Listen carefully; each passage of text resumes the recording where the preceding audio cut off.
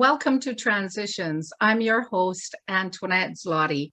In our lifetime, many of us were born fortunate enough to be in countries where education was free and unrestricted, regardless of our gender or our economic status. Since many of us on the show graduated, we have seen many changes in education along the way, and especially during a pandemic. There have been many changes, and there are many changes yet to come. Joining me today are two very distinguished Manitobans who will introduce themselves, share a significant turning point in their education, and their current contributions to Manitoba. After, we will spend some time talking about education in general and what we all see for the future. Hello, everyone. My name is Titi Tijani. I am a Manitoban. I've been in Canada for over 30 years, and I came originally from Nigeria. I had my education up to university in Nigeria. However, when I came to Canada, our credentials were not recognized, and so I redid my degree here at University of Manitoba. So I have a degree in human ecology, in social science, and I have been working in the social services field for about 23 years now. Education for me is very important. It was key. It's something that our parents instilled in us from year high. And so they believe that education can make or break you. And so, of course, we want to be made. We want to be important people in society. And we also wanted to contribute to society wherever we are. And so back at home in Nigeria, education was very, very important. People pay very high to educate their children. And I was lucky to have my education in Nigeria. So I was a teacher in Nigeria. I'd had my education. I did education. I was a home ec teacher, home economics. And so when I came here, I couldn't practice education. And so I went back to school. So after my degree at U of M, I started working with the government of Manitoba, and I've been working there as a branch director right now for over 20 years now. So far, my contributions to Manitoba, it's been a lot. Since I came to Manitoba, I've been interested in partaking in community activities, bringing people together. I joined the African communities of Manitoba. We teamed up with many other communities, came together and lobbied the government to begin the program that will recognize internationally educated professionals so that they can be able to practice their career right here in Manitoba. So I'm very proud of that, that came out of something that we, the African communities, came together with other Asian, and other communities to lobby the government so that internationally educated professionals, when they come to Manitoba, they will not be, end up doing blue collar jobs, but they will be able to register and be able to practice their profession right here in Manitoba. Thank you so much, Titi, for sharing your personal journey in education and your work here in Manitoba. Very much appreciated. I would like to turn it over now to Mamadou. Could you share with us your personal journey and also your roles here in Manitoba? Hi, everybody. My name is Mamadou, Dr. Mamadou Ka. I came to Winnipeg around 27 years ago in Manitoba. And I come from a country called Ivory Coast in West Africa. And my parents come from Senegal, though themselves, they were working in Ivory Coast, so I was born in that country. I left Ivory Coast like in the 90s, like to go early 90s to go to Paris, like to study. So I went to the law school. I spent like 4 or 5 years in the law school. So I have a law degree and stuff like that. It was good. So I wanted to do my master's and go back. But at the end of the day, I just came to Canada because I have friends who live to Canada, who was in Winnipeg. So when I got to Winnipeg, what happened is that like everybody, like all the immigrants, your degree is not basically recognized, because I wanted to go to University of Manitoba to continue with my law studies. And they said, no, you study civil law, like French law, that's the basis of law. So I have to go to Quebec. But I couldn't go to Quebec. So I stayed here in Manitoba.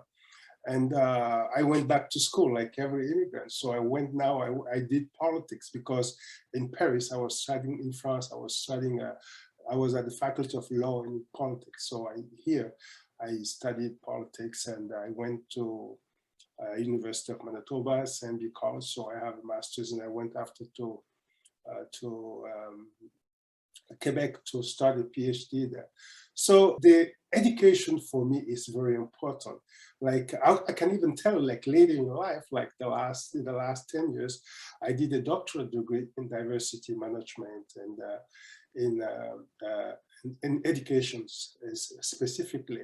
So for me, like I think when you come from Africa, education is very important, because I can tell you something, how my mom used to say, education was the only elevator to take you from the bottom to take you up, to lift you. So basically what I'm trying to say is that education shapes life. That's how we know at home. Education is the key to lifting people out of poverty and reducing socioeconomic inequalities. So that's how I've been taught all the time. My parents keep telling me, go to school, go to school.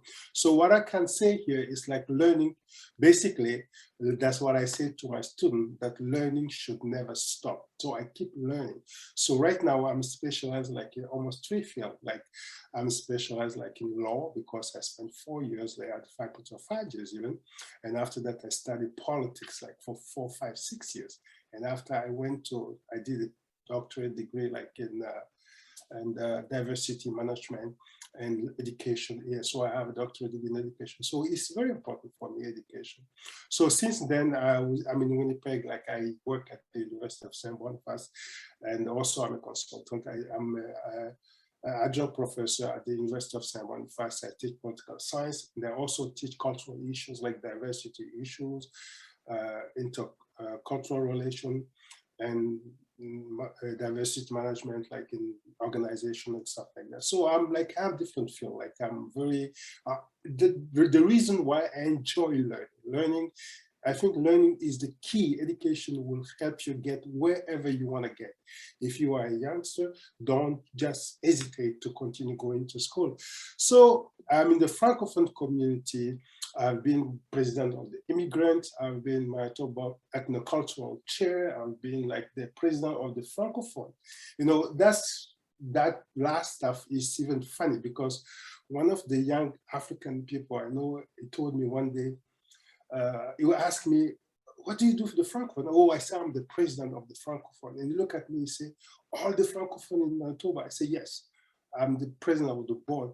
He was so impressed, and he told me, you know what, I'm going to go to school like you. Just to tell you how education, for me, education is the key that lifts you and give you the tools like to be who you are, give you the tool to be who you want to be. For me, that's the important thing.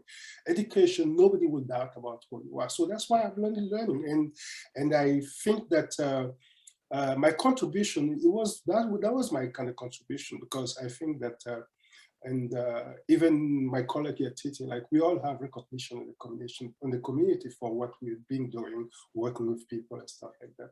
Thank you, Mamadou, for joining us today. I am very pleased and very proud of you, and also of TT. I am just amazed at the amount of experience that you have had, and you actually continue to have, and also look forward to a bright future ahead here in Manitoba with both of you in leadership positions. What I'd like to do now is for us to talk a little bit about, or interest in education, and it's something that was told to me in Barbados, and that's where I was born, and I came to Canada at age 13. That was a big transition for me, and I've had a lot of transitions along the way. I'm thinking of the fact that the work that we've done in the community recently with the Black Mental Health Promotion Toolkit and the section that deals with education as a social determinant of health. I think it was dealt with in the context of it's a social determinant of health in that it leads to opportunities. It leads to being able to go into the employment world and be competitive with others and seek out good jobs. Do you feel that we should be looking at positions like medicine, law, dentistry, or should we also be celebrating people who decide to take other forms of employment, as long as they're able to find the employment? It's nice, gameful employment, and it meets their economic needs. What do you think of that as Black Canadians? Maybe I will ask Titi to comment on that first. Thank you, Antoinette, for that question. We know that the parents are our first teachers.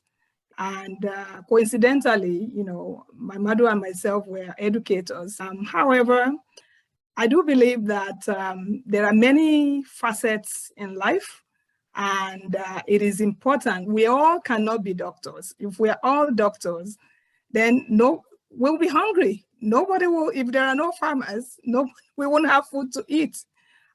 Same as lawyers. So I know back at home, those are the prime professions that our parents, everybody wants their child to be a doctor, a lawyer.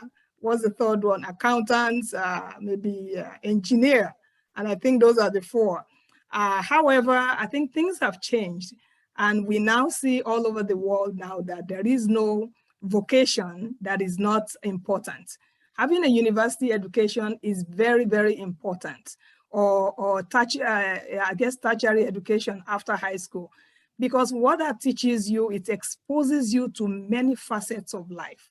So those who went into medicine, they are no more intelligent than those of us who go into social sciences, or those who are in the arts. They are no more intelligent than those who are lawyers or doctors. So every specialty has its own value. And so I will, and that's what I tell people to help them, because sometimes society sees, they place so much value or to some professions. And so if you are not there, people look down on you. It's very important to be educated, to expose yourself, to learn more about the variety of areas that are available. And if you get yourself educated, you are able to, one, get yourself out of poverty, get into the employment field, go with your mind where your likes are, where your abilities are. And those are some of the good things that are being, taught in university or in colleges. So if you go and learn the things that you like, you will do well. One of the things we say is if you're doing what you like as a job, you will not see it as a job. You're just doing your hobby. It becomes your hobby, and you're paid to do your hobby. So it's really important for parents, educators, friends, all of us to encourage our children to go in the path of things that they have the ability to do. If you like something, it's not going to be difficult for you to learn it. But when you force yourself to learn something because, people say, they pay high, then that's when you have, maybe issues later in life. Thank you, Titi. And how about yourself, Mamadou? That was very good, Titi. I like your intervention, but it was, very comprehensive. And anyway, so I was going to just add to what Titi said, that I always tell people, like, you know what, everybody is an expert on his field of competence. It doesn't matter what you learn in life, you know. Titi said that the doctor needs somebody else at his house, you know. So what I think, the only thing why education is important, no matter what you choose to do in your life, is important, because that education will give you the tool, okay, you need to lead a fulfilling life, I should say. You know, that's what learning is about, you know. And this, what you learn, like a carpenter, electricians, and everything you want to say, you don't need a doctorate to get in life, you know. We'll have you try personally and contribute to help you even contribute to your family, your community, your countries, and everything. So that's why young people come to me right now. I always, first question I ask them all the time is, what do you like to do? What makes you happy? Some people say, oh, you know, I'm not sure about the literacy university. People, I always tell them, you know what, look around you. They're always like Red River College. There's different universities, different community colleges having 2 or 3 years program, and give you the competencies you need in life to succeed. And that is the most important thing. You know what, don't say, oh, I finished grade 12, I'm waiting. Just keep going, keep learning, because education is one of the most important tools we can ever use, really, because education is strongly associated, like, with everything, with good health, with good life, with anything. So any education that can make you happy, have a good life, that's important for me. Well, post-secondary education is linked to better economic outcomes and better health. So I think that the days of graduating from high school and then that's it, you get your job for life and you get your pension and your gold watch and so on, those days are in the past. So I think that for me, I'm thinking that for young people right now, that they may build on their education as they go. You know, you have one degree, or if you go to a community college and you have a certificate, it doesn't mean that that is the end of your education for the rest of your life, right? So you can still go back and build on it from there. The generation of looking at that long-term stay in the same job, I think a lot of the younger people now are looking at, they look at the world bigger too. They look at moving and maybe working in another country and changing careers. It's interesting how I ended up in social work, because in social work, you know, it was a field that one of my uncles was in. I often wonder if I would have stayed in the sciences as a Black young student at the University of Manitoba if I had had more support and I would have gone on to medicine, because I had an interest in medicine. My dad was making some suggestions that maybe that's the route I should go. But I think a lot of kids in Black communities, they don't really know a lot of people in the professions. You know, I really, if we start talking about the future a little bit, for me, maybe I'll start off with saying, in terms of what I'd like to see for the future, I really would like to see more parents of Black children, or if they have mixed race children, or children who are really not as connected culturally, like they may be adrift. They may be, you know, not sure where they fit in society and so on, to get connected to one of the cultural organizations. You know, through involvement with this Black Mental Health Promotion Project, I found out that there's so many more organizations that I didn't even know about as an adult. So, and it's good for these kids to get involved in some way, get connected, and learn a little bit about other people, learn about a little bit about their roots. And anyhow, I'd like to see more involvement by youth really in cultural organizations. And how about yourselves? Maybe we could start with you, TT, and then go to Mamadou. Thank you, Antoinette, for that question. In terms of future of education is great. We never stop learning. And in those days, yes, I remember when I finished university, I was in the 90s, and I started working at Manitoba Housing. At that time, having secondary school education was the minimum, you know, to get into government. And when I was in government then, surprisingly, many of my bosses, you know, had only, you know, high school. And many people just had high school. But it was something that I knew that it wasn't going to last. And so now, you know, fast forward, these days, I don't see any job where high school was the minimum. So it has moved from high school to post-secondary. So it is very important to go to get more education after high school, to broaden your horizon. You know, like Mamadou said, it's the vehicle to eliminate poverty. It's a vehicle that exposes you and gives you a variety of opportunities in life, and gives you a lot of options. And it's very important to have options in life. So don't also think that what you're doing now is what you're going to do forever.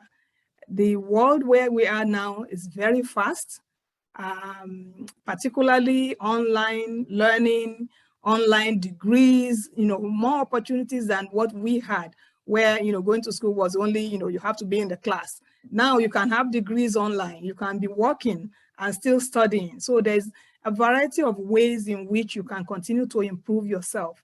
Also, in our workplace, I work with the government, and there's also opportunities to have continuous learning.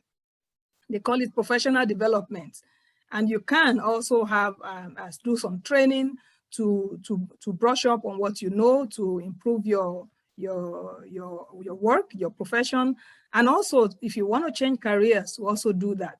But however, I feel that, you know, once you go beyond high school, you are more exposed, you meet people of like minds, you can engage in different conversations, and by doing so, you are elevating yourself from, you know, whichever level that you are, which is exactly what we all want to be.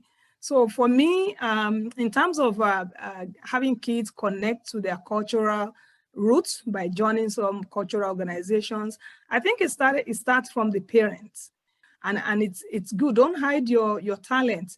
By having youth see you, you know, and your achievement and where you are, even without saying anything, you don't know what is going on in that, you know, young mind. Say, you know, I want to be like her. You know, I see Antoinette, you know, hosting a show. I want to be like her. And then once you have that, then the kids start to wonder, you know, how did she get there? What are the things that she did? Then you start Googling about Antoinette, and you see all her education and the work that she's done. And that's how we inspire the youth. So it's not all about talking, you know, but we leaders in the community need to showcase ourselves, need to be role models out there, you know, mentor youth, be a mentor, join some of these organizations, do something, be a mentor to youth so that we can uplift everyone together. And I'll say also, I would like to see cultural education, particularly education about Black history, be incorporated into our school system right here in Manitoba.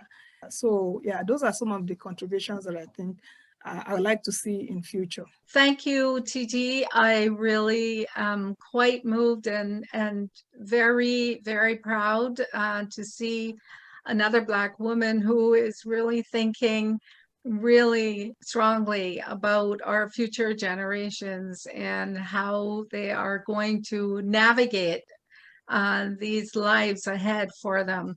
And let's turn it over to Mamadou now. How about you? Could you share with us what your thoughts are for the future? Okay, thank you, Antoinette. I would like, if you allow me, I would like to go back like 2 seconds because you mentioned the toolkit. Education has several facets, like we said in French, and the toolkit and that you and your team like put together is a fantastic tool, Antoinette, because this is about education, because this toolkit will help the Black community, will help people working with the Black community, like that. The toolkit can empower Black Canadians to take responsibility, to better understand, to better be informed about mental health well-being and their determinants. So this is excellent. So this is part of the education, and this is a great job you guys have done really to enhance like the Black people's education, like here in Manitoba. So to come back like about the future, here I can say that Titi said it all. This is one of the best era to be educated. We have technology, we have like evening classes, we have long distance classes, we have everything. This is the globalized world. People should take advantage of all the tools out there to be educated. And you know what? There is not a lack of tools and programs out there. We have the obligation to pass on our culture, to make sure that the kids born in Manitoba or in Winnipeg or in Flin Flon, Manitoba, should know where we're coming from. Because this is one of the best tools we can have. The best tool is to know about yourself, to know about where your parents and your grandparents come from. Well, I am just very, very thankful to both of you. I'm thankful to our viewers at home and abroad who are joining us for this episode. And I would love to invite everyone to go to the Black Mental Health Promotion Toolkit that is located at the blackmentalhealthpromotion.ca and check it out as well. Please go and take a look at our past episodes, and maybe there's something in there that you missed that you might be interested in watching to get caught up. Again, thanks also for joining us, and thank you to our volunteers on the show as we have adapted to this new reality that we are in.